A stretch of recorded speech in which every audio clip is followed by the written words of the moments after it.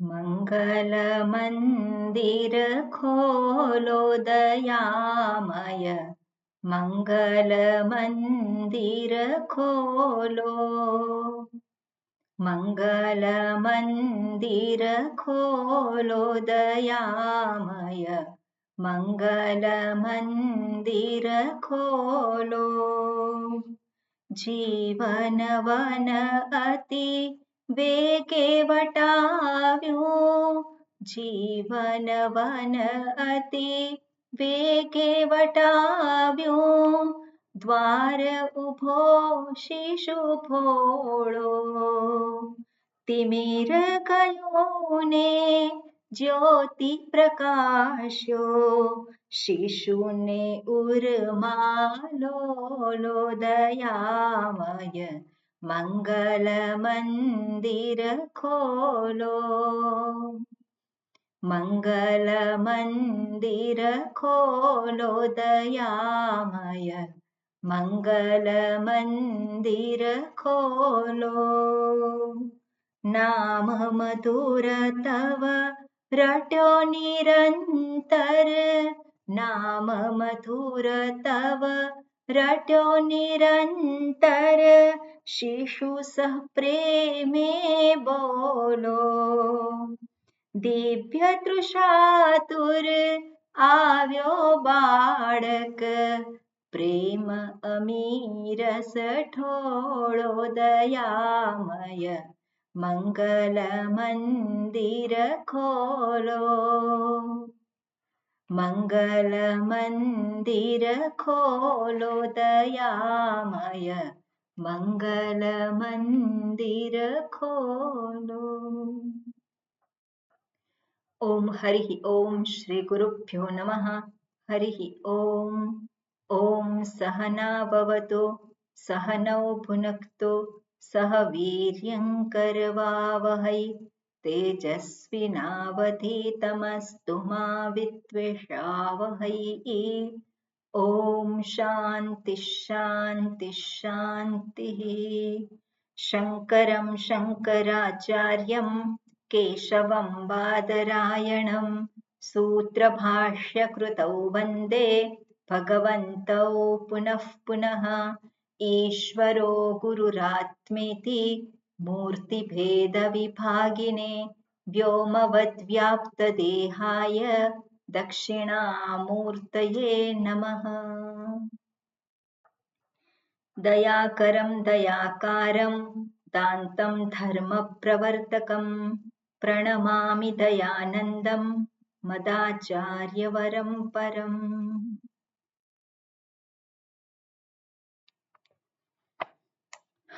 Okay, મંગલાચરણ. હા, Pragnaben.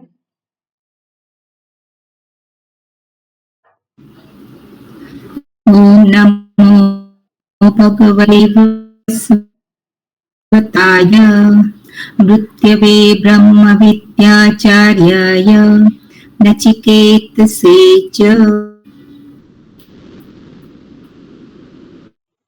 Okay, 12મો મંત્ર. પ્રજ્ઞાબેન બોલો.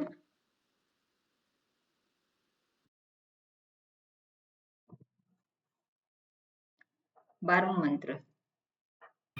જી હા.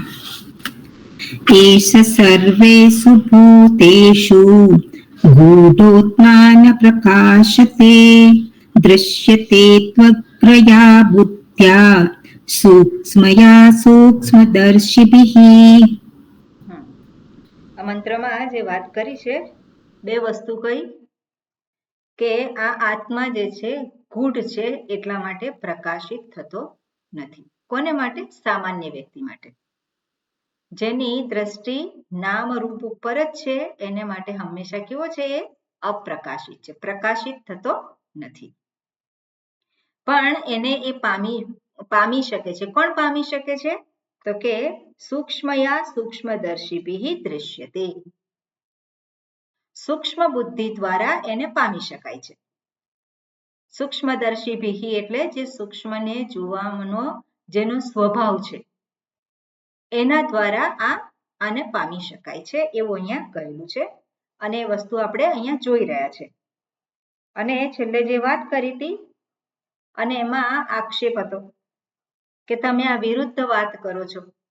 એક બાજુ કહો છો કે આ પ્રકાશિત થતો નથી અને ફરી પાછા કહો છો કે સૂક્ષ્મ બુદ્ધિ દ્વારા એને જોઈ શકાય છે. તો આ વિરુદ્ધ વાત જે છે એવું કેમ કહ્યું છે? શ્રુતિ જ આવી રીતે વિરુદ્ધ વાત કરે છે. તો કે ના, વિરુદ્ધ વાત નથી. જે દર્શાવવાનું છે એમાં જે વસ્તુ સૂક્ષ્મ છે એ સૂક્ષ્મ વસ્તુ સામાન્ય બુદ્ધિવાળા માટે અવેલેબલ નથી. એને માટે એ પ્રાપ્ત કરી શકે એવું નથી. એટલા માટે સૂક્ષ્મ બુદ્ધિનું મહત્વ અહીંયા દર્શાવે છે અને સૂક્ષ્મ બુદ્ધિ શું છે એ પણ આગળ દર્શાવે છે. અને એટલા માટે શું કહે છે કે આ તમે જે કહો છો તમારી શંકા જે છે એ શંકા એ બરોબર નથી. ન એતદેવમ અસંસ્કૃત બુદ્ધેહે અવિજ્ઞેયત્વાત. અસંસ્કૃત બુદ્ધિ જેની છે એને માટે અવિજ્ઞેયત્વાત. અવિજ્ઞેયત્વાત જે છે પંચમી વિભક્તિ, એનું પ્રાતિપદિક શું થાય? અવિજ્ઞેયત્વાત. પંચમી વિભક્તિ છે શું થાય એનું પ્રાતિપદિક? અવિજ્ઞેય. હા, અવિજ્ઞેય. અવિજ્ઞેય હોય યત. પ્રાતિપદિક શું થાય એટલે જ આપણે જે છે આ વસ્તુને થોડીક વધારે જાણવાની છે, કારણ કે પ્રાતિપદિકના સંદર્ભમાં આપણે બહુ પેલો પાછળ છીએ. રામ શબ્દ હોય પંચમી વિભક્તિ શું થાય છે? અવિજ્ઞેયત્વા. પંચમી વિભક્તિ શું થાય છે રામ શબ્દની? રામાત. રામાત. તો પ્રાતિપદિક શું છે? રામ. રામ. તો અહીંયા પ્રાતિપદિક શું થાય? અવિજ્ઞેયત્વા. અવિજ્ઞેયત્વ ને એમાં ત્વા પ્રત્યય એટલે અવિજ્ઞાયત. અવિજ્ઞેયત. અકારાંત થાય કે નહીં? હા, અવિજ્ઞેયત. એ તો સ્ત્રીલિંગ શબ્દ છે. હા, અવિજ્ઞેયત્વ. હવેથી તમે લોકો એવું કરજો કે પ્રાતિપદિક શું છે એ જરાક એનો અભ્યાસ કરજો. બરોબર? એમાં તમે લોકો પાછળ છો એટલે પ્રાતિપદિક જરાક શોધી કાઢવાનું અને પછી તો આપણને એ ખ્યાલ આવે. હવે અવિજ્ઞેયત્વાત જે છે પંચમી વિભક્તિ છે, હેતુ દર્શાવે છે. પંચમી વિભક્તિ હેતુ પણ દર્શાવે છે અને અપાદાન પંચમી પણ છે. તો અહીંયા હેતુ દર્શાવે છે. કેમ? કારણ કે અસંસ્કૃત બુદ્ધેહે અવિજ્ઞેયત્વાત. જેની બુદ્ધિ સંસ્કૃત નથી, જેની બુદ્ધિ શુદ્ધ નથી, જેની બુદ્ધિ એકાગ્ર નથી, એને માટે અવિજ્ઞેય. અવિજ્ઞેય અને ત્વ પ્રત્યય છે એ ભાવવાચક બનાવે છે. એને માટે આ જાણી શકાય એવું નથી. વિજ્ઞેય એટલે જાણી શકાય એવું, જાણવા યોગ્ય. વિજ્ઞેય એટલે શું છે? જાણવા યોગ્ય. અને અવિજ્ઞેય એટલે જાણવા યોગ્ય નથી. અને અવિજ્ઞેયત્વ એટલે જેની બુદ્ધિ શુદ્ધ નથી થયેલી એને આ વસ્તુ જાણી શકતો નથી. અવિજ્ઞેયત્વ એને માટે કેવું રહે છે? ભાવવાચક નામ થાય. એને માટે એ જાણવાપણું એને રહેતું નથી. ક્યાં નથી રહેતું? મનમાં, બુદ્ધિમાં. સંસ્કૃત બુદ્ધિ હોય તો જાણવાપણું છે, પણ અસંસ્કૃત બુદ્ધિ હોય તો જાણવાપણું એમાં રહેતું નથી. બરાબર? એટલે આ પ્રમાણે અહીંયા કહ્યું છે અવિજ્ઞેયત્વાત ન પ્રકાશતે ઇતિ ઉક્તમ. અને આ પ્રમાણે અહીંયા કહેલું છે. બરોબર? અને આગળ શું કહે છે? ઓકે, આગળનું આપણે વાંચીએ. હા, જગદીશભાઈ બોલું છું, તમે રિપીટ કરજો. ઓકે, એમનું એ બરોબર ચાલતું નથી લાગતું. હા, ચંદ્રિકાબેન તમે રિપીટ કરજો. રસ્તામાં છો ને, નેટવર્ક આવજા કરે છે. અચ્છા, વાંધો નહીં. હા, કોણ? જયવિંતાબેન તમારથી બોલાશે? ઓકે. દૃશ્યતે તુ સંસ્કૃતયા અગ્રયા અગ્ર્યા અગ્રમ ઇવ અગ્ર્યા અગ્રમ ઇવ અગ્ર્યા તયા તયા એકાગ્રતયા એકાગ્રતયા ઉપેત એક મિનિટ હા ઉપેતયા ઉપેતયા ઇતિ એતત ઇતિ એતત સૂક્ષ્મયા સૂક્ષ્મ વસ્તુ સૂક્ષ્મયા સૂક્ષ્મ વસ્તુ સૂક્ષ્મ વસ્તુ નિરૂપણ પરયા સૂક્ષ્મ વસ્તુ નિરૂપણ પરયા કૈઃ કૈઃ સૂક્ષ્મદર્શિભિઃ સૂક્ષ્મદર્શિભિઃ ઇન્દ્રિયેભ્યઃ પરાહ્યર્થાः ઇન્દ્રિયેભ્યઃ પરાહ્યર્થાः ઇત્યાદિ પ્રકારેણ ઇત્યાદિ પ્રકારેણ સૂક્ષ્મતા પારંપર્ય દર્શનેન સૂક્ષ્મતા પારંપર્યદર્શનેન પરમ સૂક્ષ્મં પરમ સૂક્ષ્મં દ્રષ્ટું શીલમ યેષાં દ્રષ્ટું શીલમ येषां તે તે સૂક્ષ્મદર્શિનઃ સૂક્ષ્મદર્શિનઃ તૈઃ તૈઃ સૂક્ષ્મદર્શિભિઃ સૂક્ષ્મદર્શિભિઃ પંડિતૈઃ પંડિતૈઃ ઇતિ એતત ઇતિ એતત ઓકે ગુડ અહીંયા શું વાત કરી છે સામાન્ય અર્થ આપણે પહેલા જોઈએ દૃશ્યતે તુ સંસ્કૃતયા અગ્રયા અગ્રમ ઇવ અગ્ર્યા તયા દૃશ્યતે તુ સંસ્કૃતયા એકાગ્રતયા એવી જ ઇતિ એતત એટલે આ પ્રકારની બુદ્ધિ જે કેવી છે સૂક્ષ્મયા ફરી પાછું સૂક્ષ્મયા છે સૂક્ષ્મ વસ્તુ નિરૂપણ પરયા સૂક્ષ્મ વસ્તુનું નિરૂપણ કરનારી છે કેવી રીતે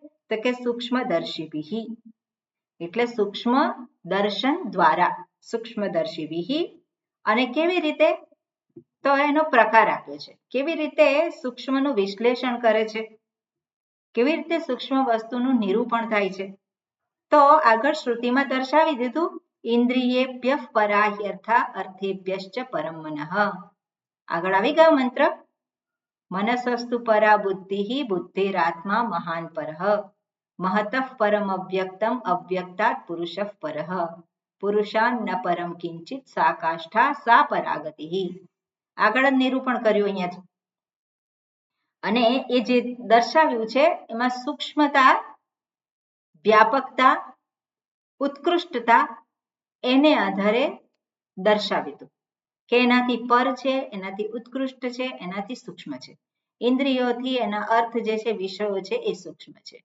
એનાથી સૂક્ષ્મ મન છે એનાથી સૂક્ષ્મ બુદ્ધિ છે એ વ્યષ્ટિ બુદ્ધિથી સમષ્ટિ બુદ્ધિ સૂક્ષ્મ છે સમષ્ટિ બુદ્ધિથી અવ્યક્ત સૂક્ષ્મ છે અને અવ્યક્તથી સૂક્ષ્મ કોણ છે પરમાત્મા છે આ રીતે આપણને સૂક્ષ્મતાનો વિવેક કરાવ્યો હતો અને અલ્ટિમેટલી જે છે શું કહ્યું કે પરમાત્મા એ સર્વોત્કૃષ્ટ સૂક્ષ્મ છે સૌથી વધારે સૂક્ષ્મ છે અને એનાથી વધારે આગળ કોઈ ગતિ નથી એ જ પ્રાપ્તવ્ય છે અને એ જે પ્રાપ્તવ્ય છે એ જ પેલા હુંનું પણ સ્વરૂપ છે બરાબર એટલે આ પ્રમાણે અહીંયા દર્શાવ્યું હતું એટલે સૂક્ષ્મતા પારંપર્ય દર્શનીને આ શું કર્યું કહેવાય સૂક્ષ્મતાનો વિવેક કર્યો અને સૂક્ષ્મતાનો વિવેક કરતા કરતા બુદ્ધિ પણ સૂક્ષ્મને જોવા માટે પ્રવૃત્ત થાય છે બરોબર આ વિવેક કરતા કરતા શું થાય છે બુદ્ધિ સૂક્ષ્મને જોઈ શકવાને સમર્થ થાય છે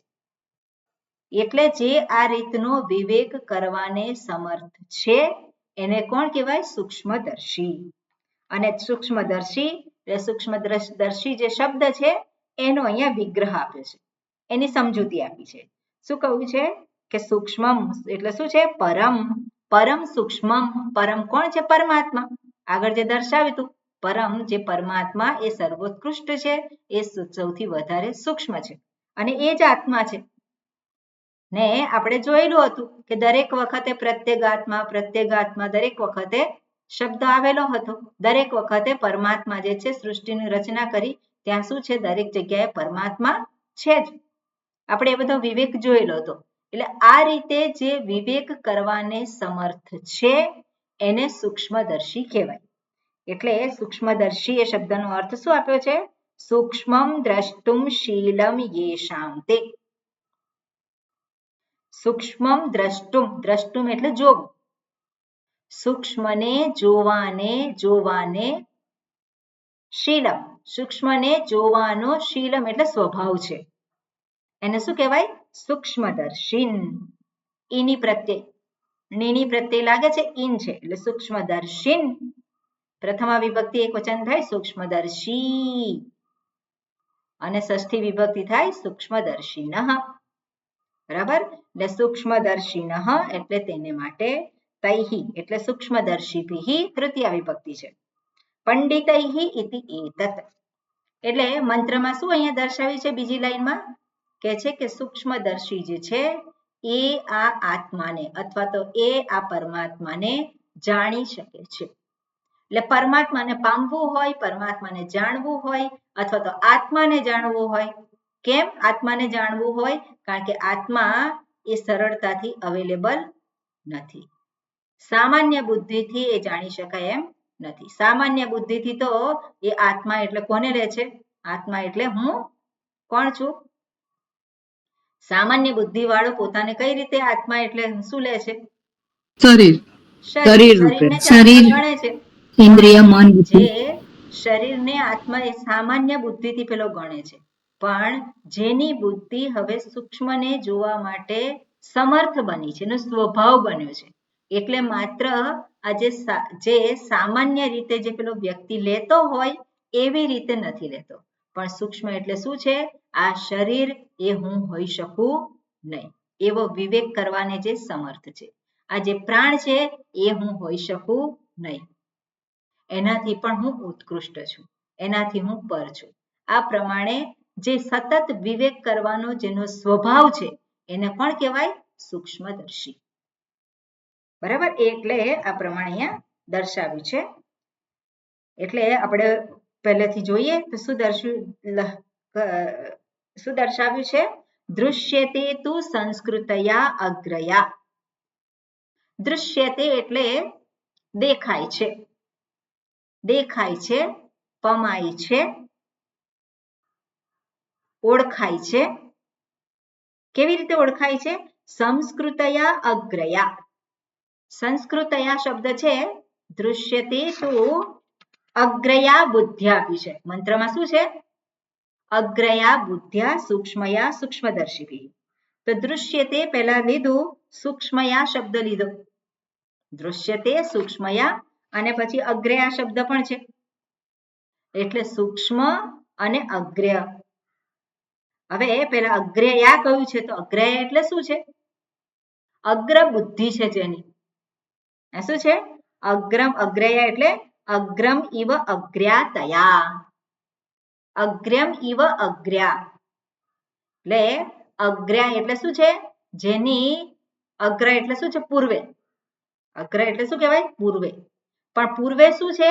એક જ વસ્તુ છે. જેની અગ્રે એક જ વસ્તુ છે એટલે એને કહી શકાય આપણે કે એની બુદ્ધિ એક વસ્તુના ચિંતનમાં ગોઠવાયેલી છે. એની બુદ્ધિમાં કેટલી વસ્તુ છે? એક વસ્તુ છે. કઈ વસ્તુ છે? એક વસ્તુ એટલે એ કઈ વસ્તુ છે? જેને એને પામવું છે. એ કોણ છે? હું. ગઈકાલે આપણે જોયું કે કોને પામવું છે? બધાએ હુંને જ પામવો છે.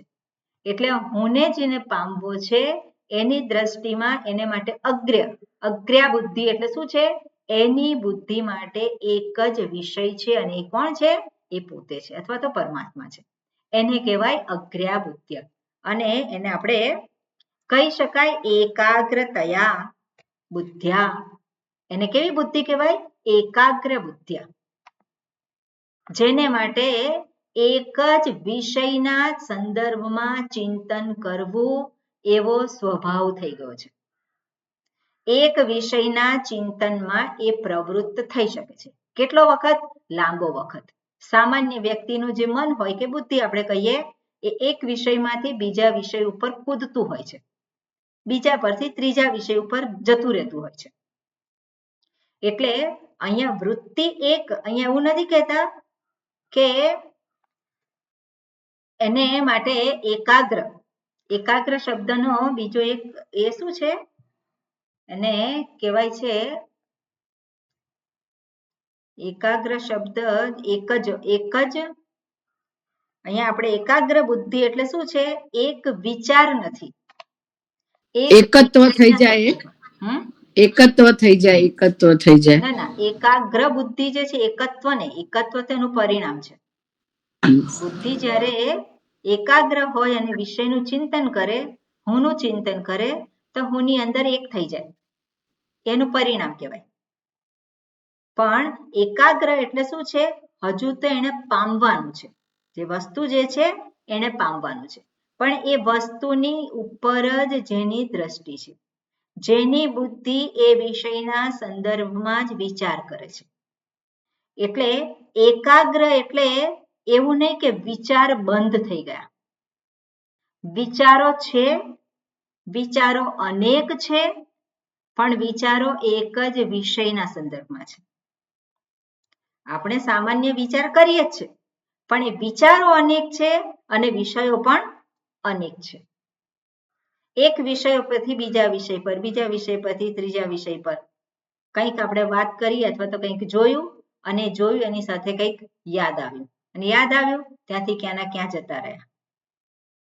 એટલે એક વિષય નથી રહેતો ચિંતનનો, પણ ચિંતનના વિષય કેટલા થાય છે? અનેક થઈ જાય છે.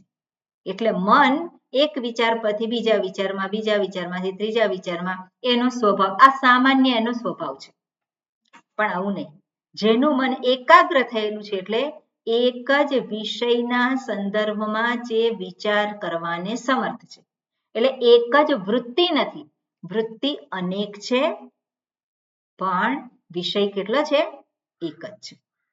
એટલે શાસ્ત્ર જ્યારે આપણને દર્શાવે છે પરમાત્માનું સ્વરૂપ કે આત્મ સ્વરૂપ દર્શાવે છે, તો વિષય કેટલા છે?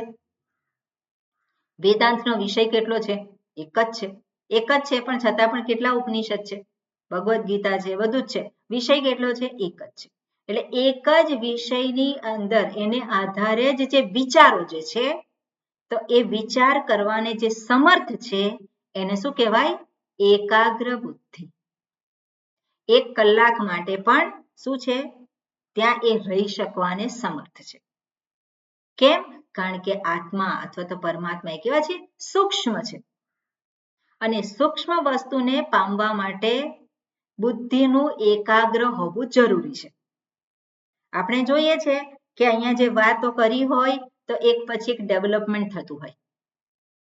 આમાં એવું નથી કે સીધું આપણે સીધી સૂક્ષ્મતાની વાત કરી દીધી હોય, પણ એમાં બધું ડેવલપમેન્ટ થાય છે, અને ડેવલપમેન્ટ આપણા માટે જરૂરી છે. જેનું અંતઃકરણ શુદ્ધ છે, જેની પાસે અધિકારીત્વ છે, એવી વ્યક્તિને માટે ડેવલપમેન્ટની જરૂર ના હોય. એને પહેલું સ્ટેપ હોય અને ત્યાંથી 7મું સ્ટેપ એ સીધું જઈ શકે. દાખલા તરીકે મીરાબાઈ હોય કે પછી રમણ મહર્ષિજી હોય, તો એમને એક વાત કરી હોય અને એ વાતને આધારે સીધા જ પોતાના સ્વરૂપમાં એ ગોઠવાઈ શકે. પણ આપણા જેવા માટે શું છે? જો એક વાત કરી હોય, મીરાબાઈને કહેવામાં આવ્યું હોય કે હું અને મીરા સાથે ના હોઈ શકે, અને એમને એ ભાન થઈ ગયું કે મીરા એ તો આ શરીરનું નામ છે, અને હું અને એટલે હું એ મીરા આ શરીર નથી. હું એ કોણ છું? હું એ આત્મ તત્વ છું, પરમાત્મા છું. તો એમને એ ભાન થઈ ગયું, પણ એ કેવા છે? એમનું અંતઃકરણ કેવું છે? એમની બુદ્ધિ શુદ્ધ છે, એકાગ્ર છે, અને એટલા માટે એમને એ વસ્તુનું ભાન થઈ ગયું. પણ આપણા જેવા હોય, આપણને 10 વખત કહે તું આ શરીર નથી, તું આ શરીર નથી, અને છતાં પણ આ શરીરને જ હું માની લઈએ છે. તે જે બુદ્ધિ જે છે એકાગ્ર નથી, એ સંસ્કૃત નથી થયેલી. સંસ્કૃત થયેલી એટલે શુદ્ધ નથી. અને એટલા માટે એને માટે જરૂરી છે કે સ્ટેપ બાય સ્ટેપ એને દર્શાવે. તો શાસ્ત્ર શું કરે છે? સૂક્ષ્મતા દર્શાવવા માટે પહેલા ઇન્દ્રિયોનું નિરૂપણ કરે છે. ઇન્દ્રિય કરતા બુદ્ધિ જે છે ઉત્કૃષ્ટ છે, બુદ્ધિ કરતા સમષ્ટિ બુદ્ધિ. આ પ્રમાણે શું કરે છે? ધીરે ધીરે આપણને લઈ જાય છે સ્ટેપ બાય સ્ટેપ. અને અલ્ટિમેટલી જે પામવાનું છે શું છે? તો કે એ પરમાત્મા અથવા તો એ હું છું, પ્રત્યેગાત્મા. અને આવી રીતે આપણને એ લઈ જાય છે. પણ આ બધા જ સ્ટેપ વખતે આપણી બુદ્ધિ છે આ વિષય પર રહેવી જોઈએ. જો આપણું મન બીજે ભટકી જાય તો આપણે આને પામી શકીએ નહીં. એટલા માટે જે આ વાતો જે છે એ બધી શું છે? ડેવલપમેન્ટ વાળી હોય. એટલે એક પછી એક પોઈન્ટ જે છે એ શાસ્ત્ર રજૂ કરતા હોય અને આપણે જેથી કરી અને સ્પષ્ટતાથી આપણે જાણી શકીએ. પણ સ્પષ્ટતાથી જાણવા માટે આપણા પક્ષે પણ શું છે? આપણું અંતઃકરણ, આપણી બુદ્ધિ એ શુદ્ધ હોવી જોઈએ, એકાગ્ર હોવી જોઈએ.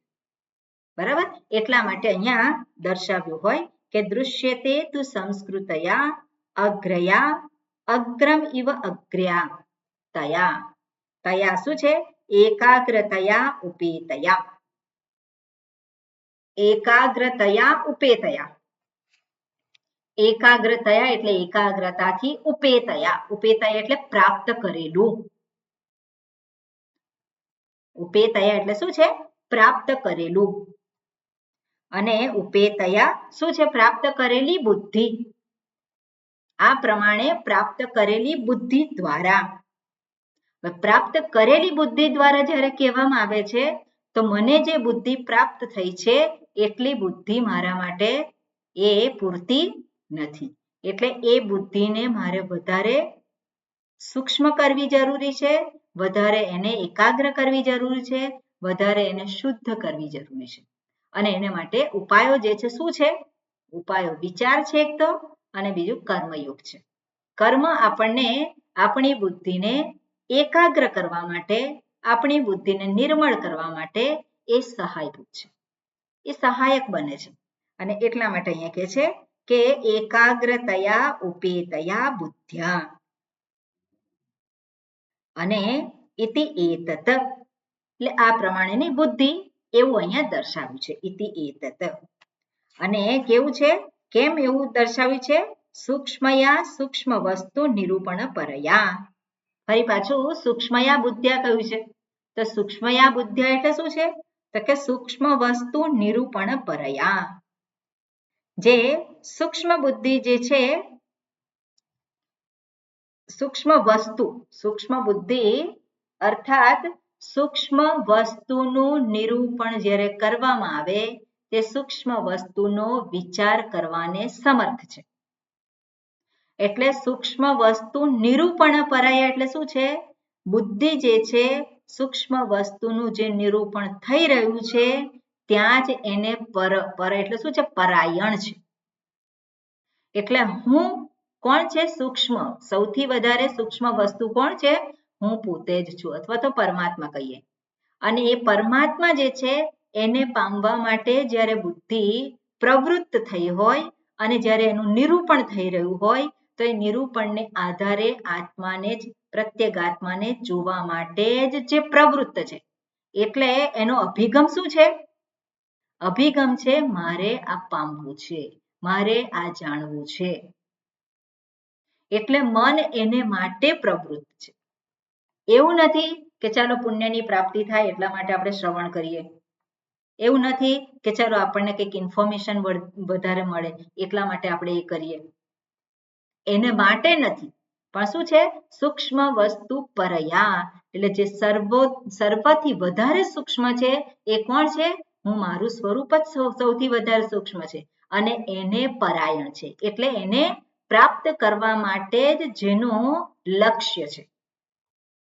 જ્યારે એનું નિરૂપણ થઈ રહ્યું હોય, શાસ્ત્ર જ્યારે એની વાત કરી રહ્યા હોય ત્યારે એનો એટીટ્યુડ, એનો અભિગમ શું છે? એ જે સૂક્ષ્મ વસ્તુ દર્શાવે છે એને મારે ઓળખવી છે, એને મારે પામવી છે. એટલે એ પ્રમાણનો જે બુદ્ધિની સ્થિતિ છે એને શું કહેવાય? સૂક્ષ્મ વસ્તુ નિરૂપણ પરયા. બરાબર? એટલે એ જે નિરૂપણ થઈ રહ્યું છે એને પરાયણ બુદ્ધિ છે. એટલે આ પ્રમાણે કઈ તો કે સૂક્ષ્મદર્શિભિઃ. સૂક્ષ્મદર્શિભિઃ કેવી રીતે એનું નિરૂપણ કરી શકાય છે? કોના દ્વારા નિરૂપણ કરી શકાય છે? તો કે સૂક્ષ્મદર્શિભિઃ, જેનો સૂક્ષ્મ દ્રષ્ટુમ શીલમ જે આપ્યું છે, જે સૂક્ષ્મ વસ્તુને જોવાનો જેનો સ્વભાવ છે એવા. કયું છે? સૂક્ષ્મદર્શિભિઃ, તૃતીય વિભક્તિ બહુવચન છે. જેને સૂક્ષ્મ વસ્તુ જોવાનો સ્વભાવ થઈ ગયો છે એને કોણ કહેવાય? સૂક્ષ્મદર્શી. અને એના દ્વારા, બરોબર. અને શું કે છે? સૂક્ષ્મદર્શિભિઃ, અને એને માટે આપ્યું છે ઇન્દ્રિયેભ્ય પરાહ્યર્થા ઇત્યાદિ. તો આગળ જે મંત્ર આવ્યો છે એ મંત્રનો જ અહીંયા ઉલ્લેખ કરે છે કે છે કેવી રીતે એ જે સર્વોત્કૃષ્ટ સૂક્ષ્મ છે એનું વિશ્લેષણ કરવું. તો આગળ જે આપ્યું છે એને આધારે સૂક્ષ્મ વસ્તુ જે આત્મતત્વ છે એનું આપણે એ નિરૂપણ જે થઈ રહ્યું છે એને આપણે જાણવાનું છે એને આધારે. એટલે બુદ્ધિ જે છે ક્યાં છે? નિરૂપણ થઈ રહ્યું છે એને પરાયણ છે. એટલે શું દર્શાવવા માંગે છે? એટલે શાસ્ત્ર અથવા તો આચાર્ય ગુરુ એની પાસે એક ચોક્કસ દ્રષ્ટિ છે અને એ કઈ દ્રષ્ટિ છે એ દ્રષ્ટિને મારે પામવી છે. એ શું દર્શાવવા માંગે છે? શાસ્ત્ર તો કે તું સુખ સ્વરૂપ છે, તું સુખ સ્વરૂપ છે એવું શાસ્ત્ર કે. અને એ જે હું જોઉં, જ્યારે શાસ્ત્રને આધારે હું જ્યારે એ શબ્દોને આધારે હું જોઉં ત્યારે મારો અભિગમ કેવો હોય, મારી દ્રષ્ટિ કેવી હોય? તો મારું મન જે છે એ વસ્તુને પામવા માટે પ્રવૃત્ત થયું હોય. ભગવાન ભાષ્યકાર અહીંયા એ જ વસ્તુ શાસ્ત્રનો ઉપદેશ છે એને જ અહીંયા શબ્દો દ્વારા દર્શાવતા હોય. આપણે જોઈએ છે કે મંત્રમાં જે શબ્દો છે એનું વિશ્લેષણ કરતા હોય. સૂક્ષ્મદર્શી શબ્દ છે તો સૂક્ષ્મદર્શિભિઃ એટલે શું છે? જેનો સ્વભાવ થઈ ગયો છે આવો. તો એ જે દર્શાવે છે તે એમની પાછળ એમની કોઈ દ્રષ્ટિ છે કે નહીં? એમની જે દ્રષ્ટિ છે એ શાસ્ત્રની દ્રષ્ટિથી જુદી નથી. તો એમની એવી કઈ દ્રષ્ટિ છે જે શાસ્ત્રથી જુદી નથી અને એ જ દ્રષ્ટિ મારે પામવી છે. એટલે શબ્દોને નથી પકડવાના, પણ એ શબ્દો થકી જે દ્રષ્ટિ છે એ દ્રષ્ટિને પામવી છે. તો શબ્દો થકી દ્રષ્ટિને પામવી છે, પણ આપણે શબ્દને પકડ્યા વગર દ્રષ્ટિને પામી શકીએ નહીં. અને એટલા માટે આપણે શબ્દો જ્યારે પ્રયોગ થઈ રહ્યો હોય ત્યારે એ શબ્દો થકી શેને દર્શાવે છે એને આપણે જાણવું રહ્યું. અને એ જાણવા માટે બુદ્ધિનું એકાગ્ર હોવું જરૂરી છે. અને સૂક્ષ્મ એવા હુંની વાત કરે છે એટલા માટે બુદ્ધિ પણ સૂક્ષ્મ હોવી જરૂરી છે. અને એ વસ્તુ અહીંયા દર્શાવેલી છે. એટલે કૈહિ સૂક્ષ્મદર્શિભિઃ ઇન્દ્રિયેભ્યઃ પરાહ્યર્થાઃ ઇત્યાદિ પ્રકારેણ સૂક્ષ્મતા પારંપર્ય દર્શનેન પરમ સૂક્ષ્મમ દ્રષ્ટુમ શીલમ યેષાં તે. એટલે ઇન્દ્રિયેભ્યઃ પરાહ્યર્થાઃ આ પ્રમાણે એને વિચાર કરવો રહ્યો. અને વિચાર કરવો રહ્યો એટલે શું છે? એને માટેનું મનન કરવું રહ્યું. જ્યાં સુધી તદ્રૂપાનંદ સ્વામીજી છે એમણે કહ્યું છે મનન વગરનું શ્રવણ વાંઝણું છે. એટલે શું છે? ફળદાયી નથી. શાસ્ત્ર કહે છે તો મુક્ત છે, પણ એ શાસ્ત્રના શબ્દો મારા માટે ચરિતાર્થ થાય છે કે નથી થતા? શાસ્ત્રના શબ્દ ખોટા તો ના હોઈ શકે. શાસ્ત્ર જે દર્શાવે છે એ તો હુંને માટે જ દર્શાવે છે. હુંનું જે સ્વરૂપ છે એને જ દર્શાવે છે. તો એ જે શબ્દો છે એ મારા માટે ફળીભૂત થાય છે, એનું રિઝલ્ટ મને અનુભવાય છે. જો ન અનુભવાતું હોય તો ત્યાં મારે મનન કરવાની જરૂર છે. એના માટે વિચાર કરવાની જરૂર છે. કયો વિચાર કરવાનો છે? આ શરીરને આધારે તો આપણે વિચાર કર્યા જ કરીએ છીએ. એ વિચાર નહીં, પણ શાસ્ત્રના શબ્દોનો આધાર લઈ અને વિચાર કરવાનો છે. બરોબર? એટલે આ પ્રમાણે જ્યારે વિચાર કરવા માટે પ્રવૃત્ત થાય છે, એટલે કે મનન કરે છે, ચિંતન કરે છે, તો એવું જે મન છે ને, ગઈકાલે આપણે જોયું હતું કે જ્યાં સુધી પેલી મનની પરિસ્થિતિ ના બદલાય, મનની અંદરનું એટમોસ્ફિયર છે ના બદલાય, અનાત્માના ક્ષેત્રમાં જ પેલું મન ભટક્યા કરતું હોય, તો એ આત્મ ક્ષેત્રમાં એ પ્રવૃત્ત થઈ શકે નહીં. એટલે એમાં નિષ્ઠા પ્રાપ્ત ના થાય. એટલે એમાં નિષ્ઠા પ્રાપ્ત કરવા માટે શાસ્ત્રની વાતો એ ખોટી નથી, એ વાત એ સાચી છે. એટલે મારો અનુભવ સાચો એને વળગી રહે નહીં. ક્યારેય પણ અનુભવને એ વળગી નથી રહેતો, પણ અનુભવની પાછળ જે જોવાનું છે, અનુભવની પાછળ જે અનુભવને પ્રગટ કરનાર છે, અનુભવ જેને કારણે અનુભવાઈ રહ્યો છે, એની પાછળનું જે છે ફેક્ટર્સ, એને એ જુએ છે. એને જોવા માટે જેનું મન પ્રવૃત્ત થાય છે. આપણે ગઈકાલે જોતા હતા પેલો કારણને શોધવા જાય, પણ કારણ હંમેશા આપણને મળી જતું નથી. કોઈ ઘટના બની અને શું કારણ છે, શું કારણ છે, શું કારણ છે, પણ એ કારણ શોધવા જઈએ અને આપણને સંતોષ થતો નથી. પણ આપણે જોવાનું શું છે, આ ઘટના ઘટી છે અને એની પાછળ કંઈક છે, ઓર્ડર છે, કંઈક ઈશ્વરની નિયતિ છે, અને ઈશ્વરની નિયતિને જોવા માટે પ્રવૃત્ત થાય છે. અને ઈશ્વરની નિયતિ જ્યાં દેખાય છે ત્યાં એને વાસ્તવિકતાનું ભાન થાય છે. અને વાસ્તવિકતા એટલે વ્યવહારિકતાનું ભાન થાય. અને વ્યવહારિકતાનું ભાન થાય ત્યાં પોતાના સ્વરૂપને, મારી જ આ અભિવ્યક્તિ છે એવું એને જોતા વાર નથી લાગતી. મારી જ અભિવ્યક્તિ આ બધા રૂપે છે એવું એને જોતા વાર નથી લાગતી. એટલા માટે જે સૂક્ષ્મ બુદ્ધિ છે, એકાગ્ર બુદ્ધિ છે, એની શાસ્ત્ર વાત કરે છે. પણ એ કેવી રીતે પ્રાપ્ત થાય? તો વારંવાર શાસ્ત્ર જે વાત કરે છે એનું ચિંતન કરવું, એનું મનન કરવું, એનું ધ્યાન કરવું.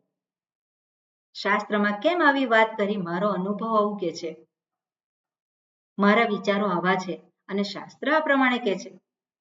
તો જ્યાં સુધી આપણને શાસ્ત્રની વાત સાચી કે મારો અનુભવ સાચો, મારી વાત સાચી, એ બેના વચ્ચે સમાધાન તો થવું જોઈએ ને. શાસ્ત્રય સાચા અને અનુભવે સાચો, તો બે વસ્તુ તો સાચી ના હોઈ શકે. વ્યવહાર કારણ હું વ્યવહારિક, મારે વ્યવહાર કરવાનો છે એટલે હું વ્યવહારિક બની જાઉં. વ્યવહાર કાળે શું છે? હું વ્યવહારિક બની જાઉં. અને પછી પરમાર્થ કાળે, તો પરમાર્થ કાળ કયો છે? સત્યનો કાળ કયો? પછી વ્યવહાર કાળે વ્યવહારિક મારે થવું પડે. તો પછી સત્ય માટેનું જે પારમાર્થિક આપણે કહીએ છીએ એનો કાળ કયો? ઊંઘી જઈએ ત્યારે, આવવાનું નથી તો પછી વર્તમાન સમયમાં જ. એટલે ક્યારેય એ પ્રાપ્ત ના થાય. એટલે આપણે વ્યવહારિક કાળે વ્યવહાર મહત્વનો છે, મારે વ્યવહારિક થઈ જવાનું એવું નથી. વ્યવહાર કાળે તકલીફ ક્યારે છે? ઊંઘી જઈએ ત્યારે છે? નથી. એટલે આપણે વ્યવહાર કાળે જ તકલીફ છે, વ્યવહાર કાળે જ આપણને બધી સમસ્યાઓ છે. તો ત્યાં જ આપણને સમસ્યાનું સમાધાન જોઈએ છે. તો સમસ્યાનું સમાધાન માટે શાસ્ત્ર આપણને રસ્તો દર્શાવે છે. અને શાસ્ત્ર આપણને દર્શાવે છે હુંના સ્વરૂપનું કહે છે, તો હુંના સ્વરૂપમાં ક્યારેય કોઈ સમસ્યા છે નહીં. તો મને સમસ્યા અનુભવાય છે, તે સમસ્યા મને અનુભવાય છે એ સાચી, કે શાસ્ત્ર કહે છે તને કોઈ સમસ્યા ન હોઈ શકે એ સાચું? તો એના વિશેનું આપણે એક મત ઉપર તો આવવું પડે કે નહીં? ક્યાં તો શાસ્ત્ર સાચા, ક્યાં તો હું સાચું કે સાચી. તો એ વસ્તુ કેવી રીતે આપણને થાય કે શાસ્ત્ર જ સાચા છે? જ્યારે આપણે મનન કરી અને આપણા જ અનુભવમાં જે મર્યાદા છે, જે દોષ છે વિચારમાં, અને એ દોષને જોઈએ તો એ આપણી માન્યતા છે કે આપણા વિચારો છે છૂટી જાય છે. અને શાસ્ત્ર જે છે એ જ સાચા છે. એટલે શાસ્ત્રની વાત ત્યાં સાચી દેખાય છે. અને શાસ્ત્રની વાત જ્યાં સાચી દેખાય તો ત્યાં શું થાય છે? વ્યવહાર પણ આપણો બદલાઈ જાય છે. બદલાઈ જાય કે નહીં? અનુભવને આધારે એક પ્રકારનો વ્યવહાર કરું છું, પણ જ્યારે સત્યતા મને ભાન થાય તો એ વ્યવહાર એ પ્રમાણેનો ના હોય. કોઈ કે મને લાફો માર્યો તો દુઃખ થાય કે નહીં? દુઃખ તો થવાનું છે ત્યાં. પણ હું લાફો મારવા જાઉં, રિએક્શન શું થાય? હું એને મારું તો ત્યાં શું થવાનું છે? ત્યાં સંઘર્ષ વધવાના છે. પણ એને લાફો માર્યો, પણ મારે હવે ચુમાઈને બેસી જવાનું એવું નહીં. મારે પ્રતિક્રિયા નથી કરવાની, પણ ક્રિયા કરતા ન આવડે તો આપણે એટલો વખત શાંત રહેવાનું.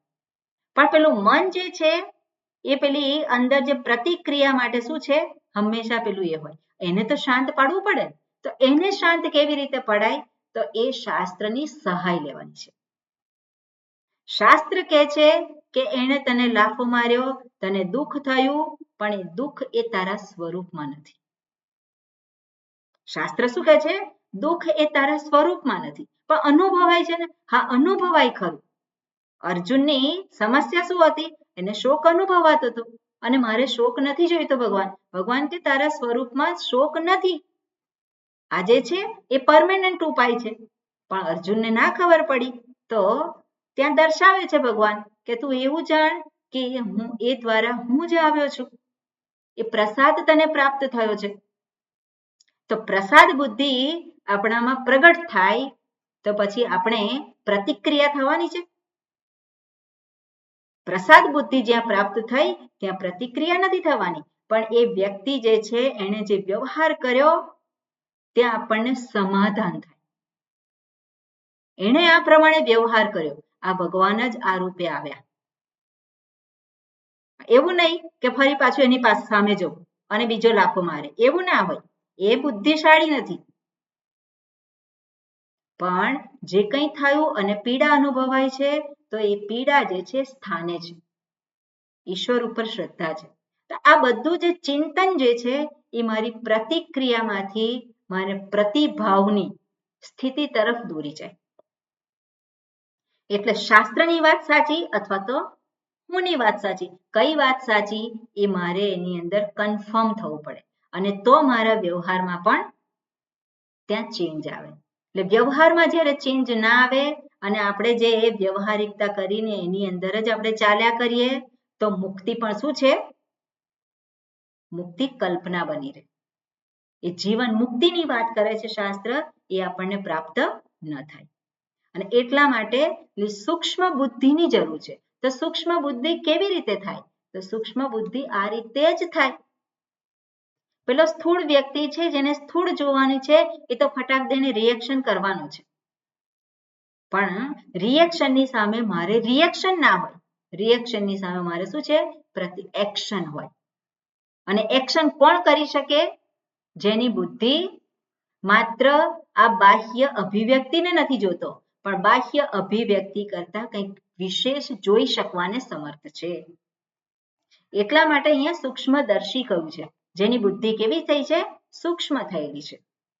અને એટલે આ પ્રમાણે કહે છે સૂક્ષ્મ વસ્તુ નિરૂપણ પરયા કૈહિ સૂક્ષ્મદર્શિભિઃ અને ઇન્દ્રિયેભ્ય પરાહ્યર્થાઃ ઇત્યાદિ. જે સૂક્ષ્મ વસ્તુ છે પ્રત્યેગાત્મા, એને આ પ્રકારે વિવેક દ્વારા અહીંયા દર્શાવેલું છે. એટલે શાસ્ત્ર જ આપણને એ સૂક્ષ્મ વસ્તુના વિવેક તરફ દોરી જાય છે. એટલે ઇન્દ્રિયેભ્ય પરાહ્યર્થાઃ ઇત્યાદિ પ્રકારેણ સૂક્ષ્મતા પારંપર્ય દર્શનેન. શું છે? સૂક્ષ્મતાનું પારંપર્ય છે. એટલે ઇન્દ્રિયો આપણે જોયું કે ઇન્દ્રિયો કરતા વિષયો સૂક્ષ્મ છે, વિષયો કરતા મન સૂક્ષ્મ છે, મન કરતા બુદ્ધિ સૂક્ષ્મ છે. શું છે? સૂક્ષ્મતા પારંપર્ય. આ પ્રમાણે વિવેક દ્વારા પારંપર્ય દર્શનેન પરમ સૂક્ષ્મમ દ્રષ્ટુમ. પરમ એટલે શું છે? જે ઉત્કૃષ્ટ છે, સર્વોત્કૃષ્ટ છે, અથવા તો સર્વથી સૂક્ષ્મ છે, જે પ્રત્યેગાત્મા એટલે છે. પરમ એટલે કે સૂક્ષ્મમ, દ્રષ્ટુમ શીલમ યેષામ તે, જેનો સ્વભાવ થઈ ગયો છે આ પ્રકારનું. જે સૂક્ષ્મનું ચિંતન કરવાનું, સૂક્ષ્મને દર્શન કરવાનું. જે સર્વનામ રૂપ છે એ નામ રૂપની પાછળ જે સત્તા છે એ સત્તાને એ હંમેશા જુએ છે. જે આપણે ભગવદ્ ગીતામાં આવે છે બ્રાહ્મણાઃ ગવિ દર્શ હસ્તિની, જે છે કયો શ્લોક છે? પેલો જુએ છે બ્રાહ્મણમાં કે ચાંડાળમાં કે પછી ગાયમાં કે પછી કોઈ હિંસક પ્રાણી હોય. એની અંદર સમદ્રષ્ટિ છે. સમદ્રષ્ટિ એટલે શું છે? સમદર્શી. જે સમદ્રષ્ટિ છે એટલે શું છે? એની પાછળ એક જ તત્વ છે અને એ તત્વ જે છે એની ઉપર દ્રષ્ટિ છે જેની. વ્યવહારિક રીતે અભિવ્યક્તિને આધારે બધા જુદા જુદા છે, બધાનો સ્વભાવ જુદો જુદો છે, પણ અલ્ટિમેટલી જે છે કોની અભિવ્યક્તિ છે? એક જ આત્મા, એક જ પરમાત્માની અભિવ્યક્તિ છે. અને એવું જે જોવાને સમર્થ છે એને કોણ કહેવાય? સૂક્ષ્મ દ્રષ્ટુમ શીલમ. અને એટલે પરમ સૂક્ષ્મ દ્રષ્ટુમ શીલમ યેષામ તે સૂક્ષ્મદર્શિનઃ તૈઃ સૂક્ષ્મદર્શિભિઃ પંડિતૈઃ.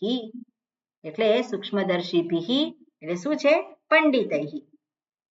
હવે આની અંદર સૂક્ષ્મદર્શિભિઃ પંડિતૈઃ દ્રષ્ટુમ શીલમ, એને એ પામી શકે છે, એને જોઈ શકે છે. સૂક્ષ્મદર્શી એને આત્મતત્વને ઓળખી શકે છે. હવે સૂક્ષ્મદર્શી જે ઓળખી શકે છે એનો અર્થ છે કે સૂક્ષ્મદર્શિતા પ્રાપ્ત કરવાનો વિષય છે. બરાબર ને? સૂક્ષ્મ દ્રષ્ટિ એ એમને આવી જાય નહીં. મનની શુદ્ધતા એમને પ્રાપ્ત થઈ જાય નહીં. મનની એકાગ્રતા એમને એમ પ્રાપ્ત થઈ જાય નહીં. એને માટે મારે કંઈક પ્રયત્ન કરવો પડે. એટલે શું પ્રયત્ન કરવો પડે એ શાસ્ત્ર દર્શાવે છે. અને શાસ્ત્રને આધારે જ્યારે બુદ્ધિ જે છે સૂક્ષ્મ થઈ છે, એ શુદ્ધ થઈ છે અને ત્યારે એ આને જાણી શકે છે. ઓકે,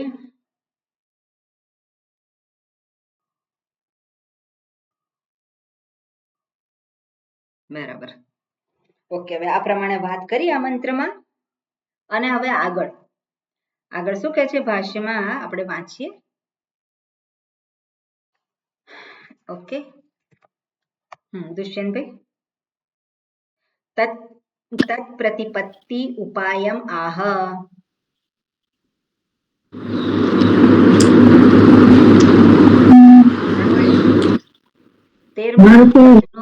સંગતિ ભાષ્ય છે. આપણે કયો મંત્ર જોઈએ છે?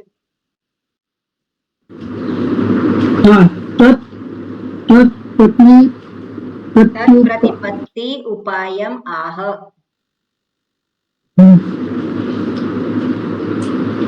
એવં પુરુષ આત્મની સર્વ. હું તો વાંચવાનું કહું છું. ઓકે, બીજા કોઈ પૂછો? હર્ષાબેન છે ને?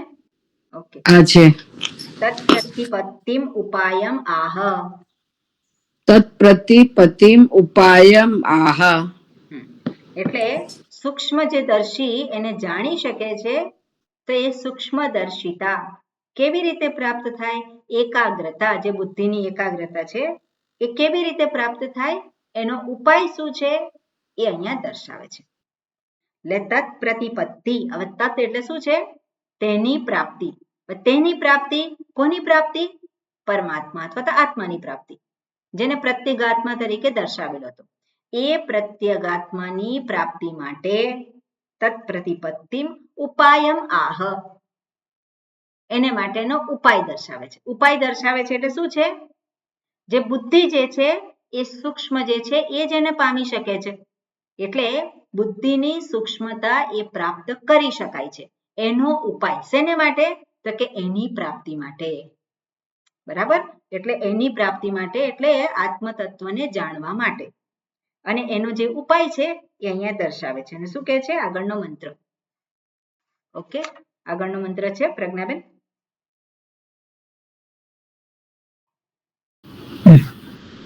યચ્છેત્વાંગમનસી પ્રાજ્ઞઃ તત્યચ્છેજ્ઞાન આત્મની જ્ઞાનમાત્મનિ મહતી નિયત ચિત્તત્યચ્છેદ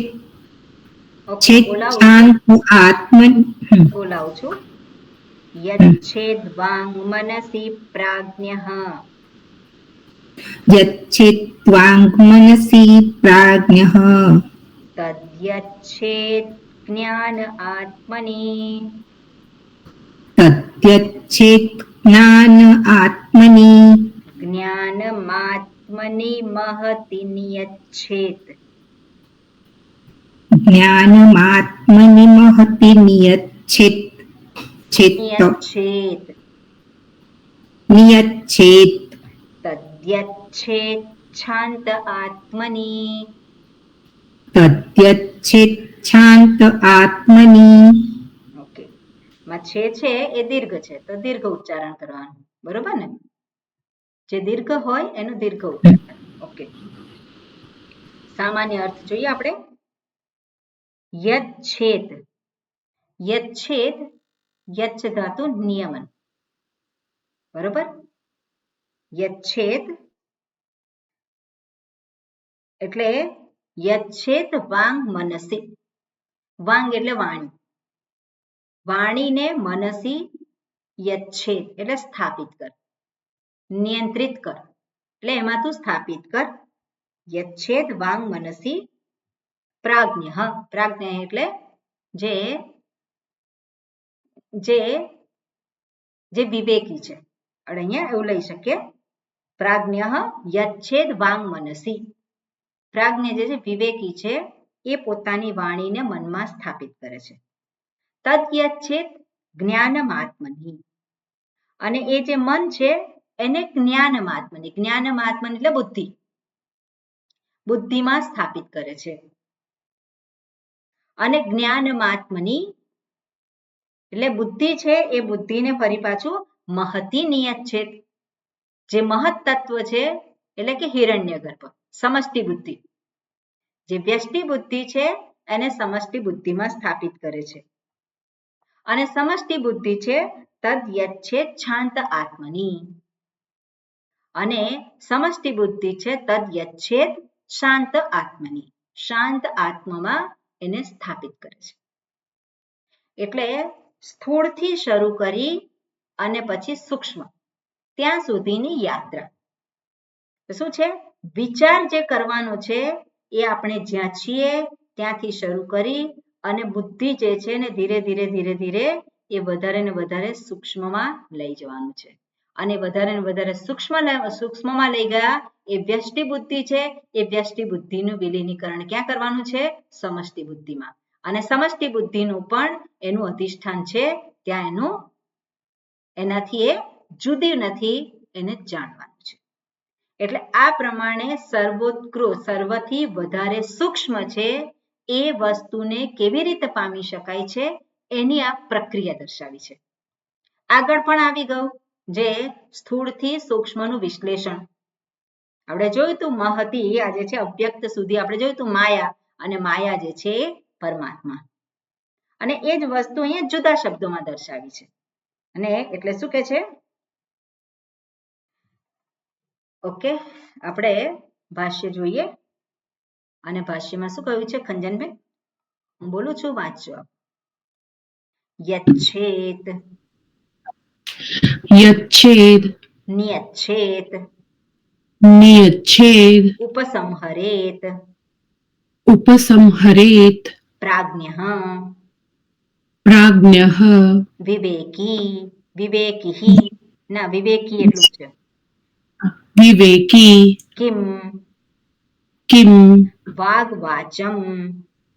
વાક્વાચમ. વાગ અત્ર ઉપલક્ષણાર્થા. વાગ અત્ર ઉપલક્ષણાર્થા. સર્વેષામ ઇન્દ્રિયાણામ. સર્વેષામ ઇન્દ્રિયાણામ. ક્વ. ક્વ. મનસી. મનસી. મનસી ઇતિ છાંદસમ દૈર્ઘ્યમ. મનસી ઇતિ છાંદસમ દૈર્ઘ્યમ. તચ્ચ. તચ્ચ. મનઃ યચ્છેત. મનઃ યચ્છેત. જ્ઞાને પ્રકાશ સ્વરૂપે. જ્ઞાને પ્રકાશ સ્વરૂપે. બુદ્ધૌ આત્મની. બુદ્ધૌ આત્મની. ઓકે, શરૂઆતમાં શું કહ્યું છે? યચ્છેદ નિયચ્છેદ ઉપસંહરેત. ઓકે, હવે યચ્છેદ નિયચ્છેદ ઉપસંહરેત પ્રાજ્ઞઃ વિવેકી કિમ વાગ્વાચમ. એટલે સૌથી પહેલા શરૂઆત શું કરી, ક્યાંથી કરી છે? વાણીથી. વાણીનો તું સ્થાપિત કર. હવે સ્થાપિત કર એટલે એને શું કહેવાય? ઉપસંહરેત અહીંયા આપ્યું છે. નિયચ્છેદ એનું સંયમન કર, એનાથી ઉપર ઉઠ. એનાથી ઉપર ઉઠ એટલે શું છે કે વાણીને એના પોતાનું જે સ્થાન છે એમાં ગોઠવવું. વાણીનું કાર્ય શું છે? વાણી જે છે એનું કાર્ય શું છે? શબ્દને પ્રગટ કરવું. વાણીનું કાર્ય શું છે? શબ્દને પ્રગટ કરવું. એટલે શબ્દને પ્રગટ કરનારી વાણી જે છે એને શબ્દ પ્રગટ કર્યા વગર એને ગોઠવવાની, અર્થાત એને શબ્દમાંથી નિવૃત્ત કરવાની. શબ્દમાં જે પ્રવૃત્ત થાય છે એમાંથી એને નિવૃત્ત કરવાની. એને નિવૃત્ત કરીએ તો એ ક્યાં છે? એના સ્થાનમાં છે. જેવી રીતે આપણે જોઈએ કે આ ચક્ષુરેન્દ્રિય છે એની સામે કોઈ દ્રશ્ય ના હોય તો ચક્ષુરેન્દ્રિય ક્યાં છે? એના સ્થાનમાં છે. એને જોવાનો કોઈ વિષય ના હોય તો ક્યાં છે? એના સ્થાનમાં છે. સાંભળવાનો શબ્દ ના હોય તે ક્યાં છે? શ્રોત્રેન્દ્રિય એના સ્થાનમાં છે. એટલે બધી ઇન્દ્રિયો જે છે અહીંયા વાગ ઉપલક્ષણ છે. વાગ એક કર્મેન્દ્રિય છે, પણ કર્મેન્દ્રિયની સાથે જ્ઞાનેન્દ્રિયો પણ આવી જાય. એટલે કયું છે કે યચ્છેદ નિયચ્છેદ ઉપસંહરેત. ઉપસંહાર એટલે તો ઉપસંહાર કર. ઉપસંહાર કર એટલે શું છે? એને પાછી લાવો. પ્રાજ્ઞઃ વિવેકી. વિવેકી કિમ એટલે શું કરે? શેનો ઉપસંહાર કરે? વિવેકી પુરુષ. કઈ રીતે કરે? કોનો કરે? તો કે વાગ વાચમ. વાગ કયું છે? વાગ યચ્છેદ વાક મનસી. મંત્રમાં શું છે? યચ્છેદ વાક વાંગ મનસી. તો વાંગ એટલે વાક અને વાક એટલે વાચમ. વાચમ એટલે શું છે? વાગિન્દ્રિય. વાગિન્દ્રિયને વાચમ કહ્યું છે અહીંયા. અને એટલે વાગ વાચમ. અને શું કહ્યું છે? વાગ અત્ર ઉપલક્ષણાર્થા. જે વાચા જે આપણે કહીએ છીએ એ શું છે? ઉપલક્ષણ છે. ઉપલક્ષણ છે એટલે શું છે? એકની વાત કરી અને એ સમૂહમાં આવતા બધા નો સમાવેશ થઈ જાય.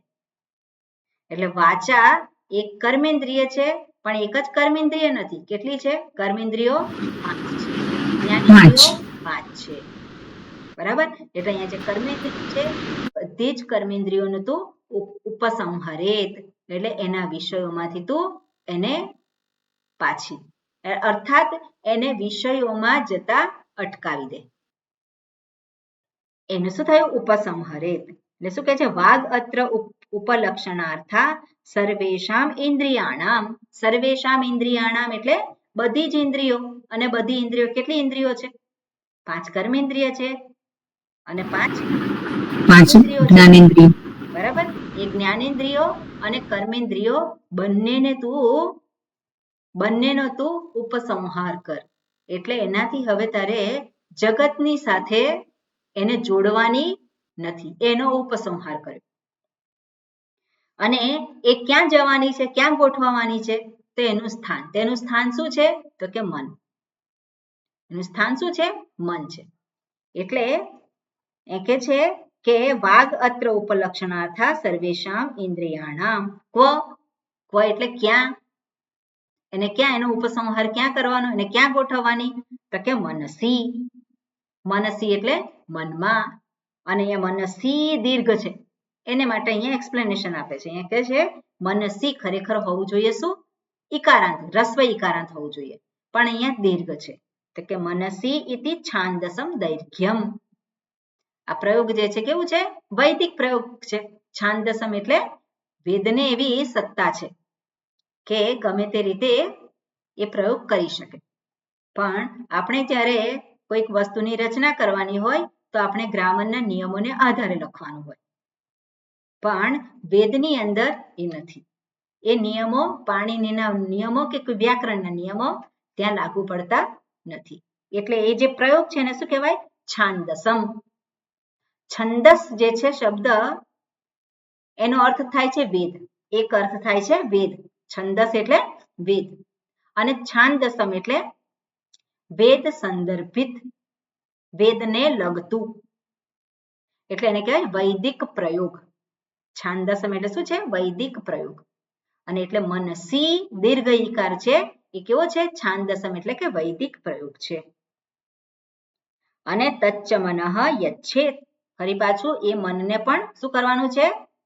એને પણ ઉપસંહાર કરવાનો છે, એને પણ એનું જે સ્થાન છે ત્યાં ગોઠવવાનું છે. તેનું સ્થાન કયું છે? મનનું સ્થાન તો બુદ્ધિ છે. અને બુદ્ધિનું સ્થાન શું છે? તો આગળ દર્શાવશે. બરોબર? એટલે આ રીતે આ શું છે? સૂક્ષ્મતાથી આપણે જે પરમ સૂક્ષ્મ છે એ વસ્તુને આપણે પામવાની છે. પણ એ વસ્તુને જ્યારે દર્શાવે પરમ સૂક્ષ્મ, ત્યાં સુધી આપણે એની સાથે રહેવાનું છે અને તો એ સૂક્ષ્મ વસ્તુને પામી શકીએ. અર્થાત એકાગ્રતાપૂર્વક આ વસ્તુને જાણવાની છે. બરાબર? એટલે આવું દર્શાવ્યું છે. વિશેષ આપણે આવતીકાલે જોઈશું. ઓમ પૂર્ણમદઃ પૂર્ણમિદં પૂર્ણાત પૂર્ણમુદચ્યતે પૂર્ણસ્ય પૂર્ણમાદાય પૂર્ણમેવાવશિષ્યતે. ઓમ શાંતિ શાંતિ શાંતિ. હરિ ઓમ શ્રી ગુરુભ્યો નમઃ. હરિ ઓમ. પ્રણામ. હરિ ઓમ. છેલ્લે બહુ થોડુંક